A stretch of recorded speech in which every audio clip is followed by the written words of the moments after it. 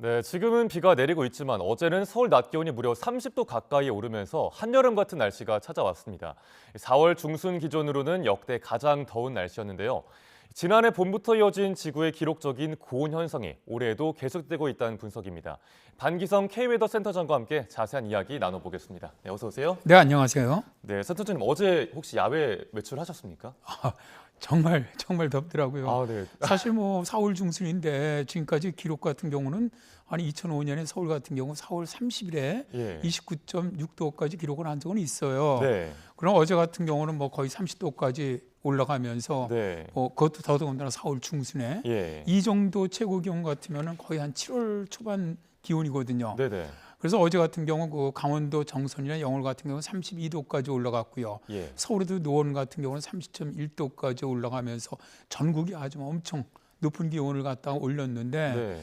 이게 이제 최근에 그 굉장히 좀 날씨가 좋았고 일사량이 많았고요. 예. 또 어제 같은 경우는 남풍이 아주 강하게 불었습니다. 남풍이 들어오면은 남서풍에 의해서 기온이 많이 오른다는 특징이 있거든요. 네. 그래서 그러다 보니까 아주 좀 이례적으로 기온이 많이 올랐죠. 저도 어제 외출하면서 정말 덥다, 여름 같다는 느낌이 들었는데 오늘은 그래도 좀 봄비가 내리면서 약간 평년 기온을 회복할 걸로 보이더라고요.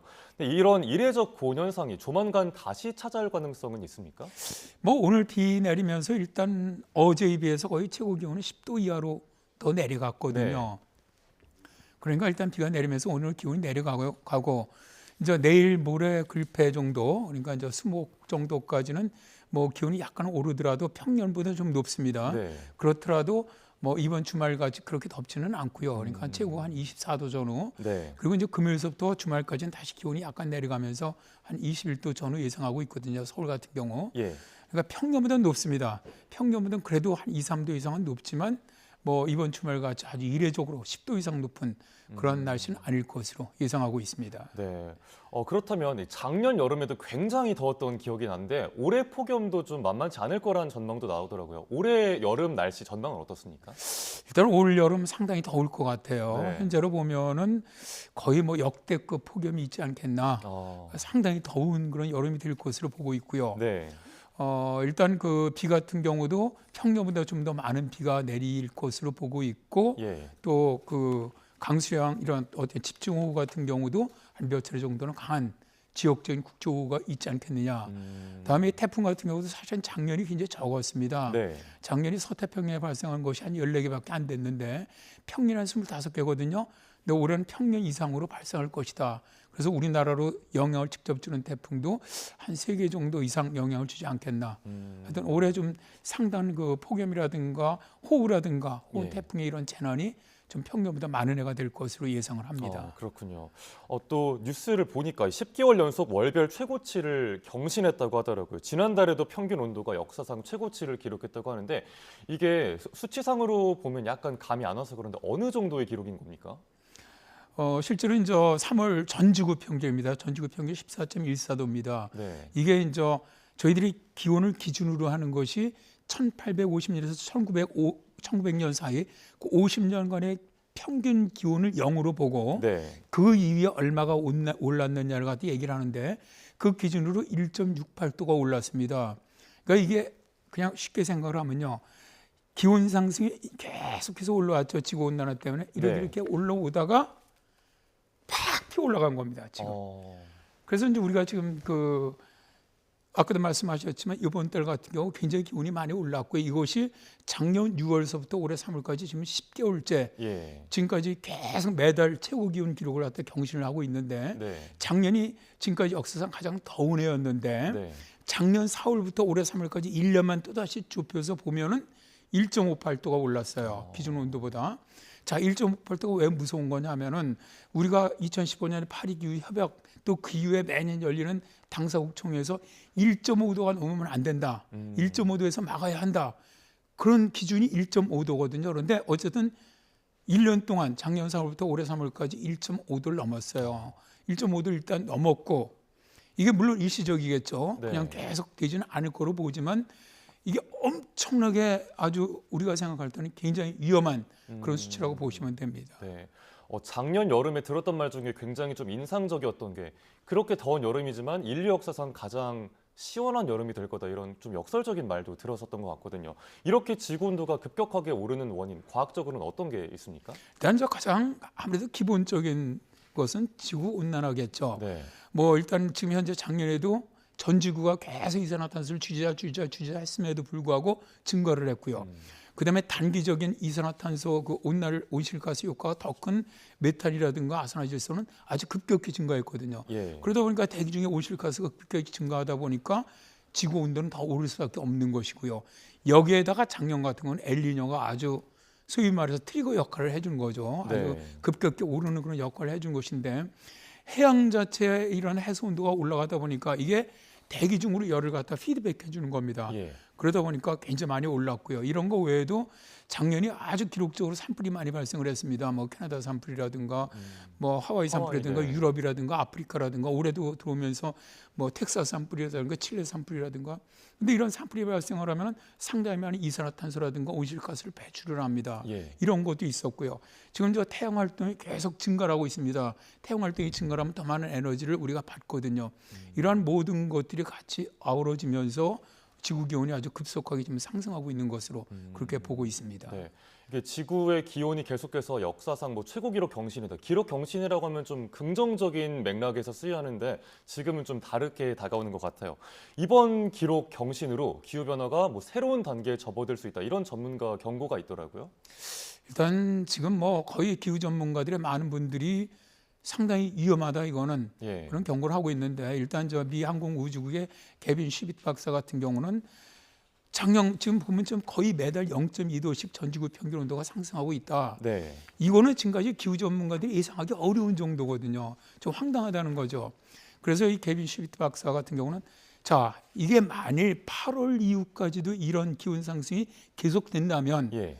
이거는 이제 티핑 포인트를 넘어서는 거 아니냐. 아. 이제는 그러니까 기후 체계가 시스템이 완전히 바뀌는 거죠. 다른 체계로. 예. 그럼 이제 인류가 도저히 기후를 컨트롤할 수 없는 지경으로 가는 것이 아니냐. 네. 이렇게 이제 경고하고 나섰고요. 다음에 이제 유엔의 기후 사무총장입니다. 이분은 지금 단 2년 남았다. 우리가 통상 얘기할 때 2030년을 골든 타입이라고 지금까지 얘기했거든요. 네. 근데 2년 남았다 이제는. 그럼 훨씬 앞당겨진 네. 거네요. 지금 그러니까 최근에 이 기온 상승하는 걸 보고선 2년 정도에 우리가 아주 획기적으로 이산화탄소를 줄이지 않는다면은 네. 자 우리 미래는 정말 너무 암울한 것 아니냐 그런 얘기가 나올 정도로 지금 저 아주 많은 이런 기후 전문가들이 굉장히 우려하는 이런 목소리들이 높아지고 있습니다. 네. 작년 여름 같은 경우에는 유럽이 굉장히 이상 고온이 있었고 또 남미에서는 올 초에 남반 군대도 폭염이 이어졌고요. 거기에 빙하도 역대급으로 녹고 있다고 하잖아요. 이 빙하 녹는 속도 얼마나 위험한 겁니까? 사실 뭐 어차피 지구 기온이 높으면 빙하는 녹을 수밖에 없습니다. 네. 말씀하신 것처럼 올해 들어와서는 작년에 뭐 유럽이라든가 아프리카라든가 작년에도 남미가 가장 기온이 높았던 지역들이었는데 올해도 지금 아프리카하고 남미가 올해 들어와서도 3월까지 기온이 역대 가장 높은 지역이고요. 그다음에 유럽이 두 번째로 높은 지역이고, 그다음에 미국 동부라든가 러시아 동부라든가 뭐 지금 그린란드라든가 남극이라든가 이런 지역이 굉장히 기온이 많이 올라가는 지역들이거든요. 네. 이렇게 기온이 많이 올라가다 보니까 지금 북극 같은 경우는 전 지구 기온 평균보다 2배 이상 지금 기온이 빨리 상승하고 있어요. 네. 남극 같은 경우 4배 빨리 상승하고 있습니다. 그러니까 기온이 빨리 상승한다는 얘기는 훨씬 더 많은 얼음이 녹는다는 얘기거든요. 남극 같은 경우는 거의 작년 8월 같은 경우는 평년 기온 8월이 남반구는 겨울입니다. 예. 근데 거기가 평년이 영하 50도인데 영하 10도까지 올라갔어요. 40도 올라간 거거든요. 이게 말이 안 되는 거죠. 그러다 보니까 가디언지도 쭉 최근 연구를 하다 보니까 이 남극 쪽이 38.5도까지 올라가는 이런 현상들이 발생을 하고 있다라고 네. 이제 발표를 한 건데, 자, 앵커님 한번 생각해 보시죠. 남극이니까 영하 50도에서 영하 10도 올라가더라도 뭐 차이 없다고 생각할 수 있지만 예. 서울이 만일 40도가 더 올라간다. 지금 30도 올라갔는데 70도까지 올라간다면 사람이 살 수 없는 거 아닙니까? 네. 상상하기 어려운 그렇죠. 수준인 것 이게 같습니다. 가능하다는 네. 것이거든요. 그렇게 이 기후변화의 특징이 뭐냐면 기온의 진폭이 엄청 커진다는 겁니다. 우리가 상상할 수 없을 정도로. 네. 그러다 보니까 남극 빙하는 역대 가장 많이 녹았고요. 그다음에 북극 빙하도 역대급으로 지금 많이 녹아 있는데, 이렇게 빙하가 많이 녹게 되면 뭐 당연히 저지대 국가라든가 섬나라 이런 데는 이제 뭐 해수면이 상승하니까 상당히 위험해질 테고요.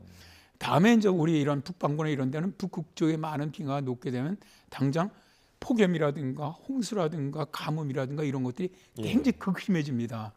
그러니까 당장 북극에 이러한 그 빙하가 녹는 것이 북극 문제가 아니고 네. 북극권만 죽는 것이 아니라 당장 우리나라도 엄청난 영향을 받게 된다는 것이죠. 네, 굉장히 우려스러운 상황입니다.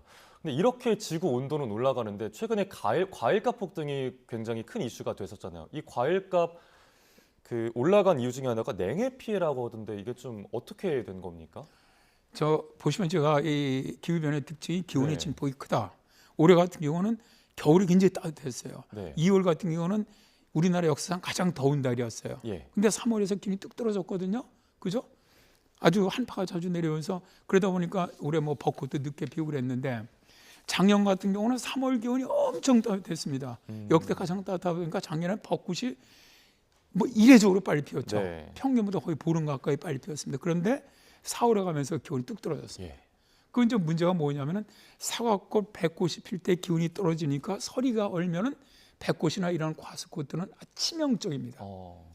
그러니까 아주 작년 봄에 사실 많은 과수농가들이 보험, 재난보험을 많이 받았거든요. 네. 이게 무슨 얘기냐면 작년 4월에 추위가 오다 보니까 사과꽃, 백꽃이 많이 좀 열매를 맺지 못했고 두 번째는 작년에 주로 이 사과단지가 있는 저 대구라든가 경북이라든가 강원이라든가 충청도 이쪽 지역으로 호우가 내렸습니다.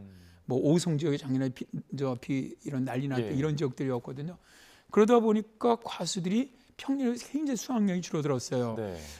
사과 같은 경우는 한 16.5% 정도, 배 같은 경우는 31.8% 정도 수확량이 줄어들었다고 하는데 이 정도 줄어들게 되면은 거의 뭐 사과는 지금 저 금사과라고 부르는데 예, 한 알에 뭐 5,000원까지도 올라갔었고요. 5,000원 이상입니다. 예. 제가 사실은 사과를 정말 좋아하는데 네. 너무 비싸서 좀 많이 자제를 할 정도입니다. 이 정도로 참 서민들이 이제 구경하기 어려울 정도로 이런 현상이 발생하고 있는데 결국 이제 이런 것들은 그런 것 같아요.